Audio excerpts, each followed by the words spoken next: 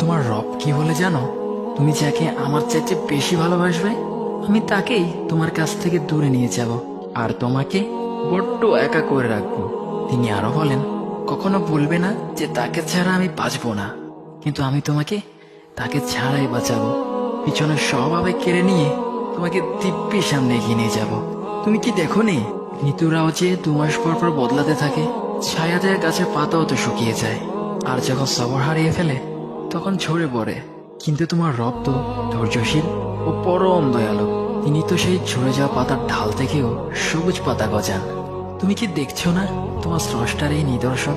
যে মানুষটাকে তুমি নিজের জীবনের চাইতেও বেশি ভালোবাসতে, সেই মানুষটাও একদিন অচেনা হয়ে যায়, তোমার মন ভেঙে যায়, এমনকি বন্ধু শত্রুতে পরিণত হয়, আর খানিক সময় পর শত্রু বন্ধুতে পরিণত হয়। যে মানুষটাকে তুমি নিজের জীবনের অংশ ভাবতে, সে মানুষটাও প্রতারণা করে। বুঝি না, এত কিছু হওয়ার পরেও তুমি তোমার রবকে বাদ দিয়ে সেই মানুষগুলোর উপরই ভরসা করো, যারা তোমাকে প্রতিনিয়ত কষ্ট দিয়েছে।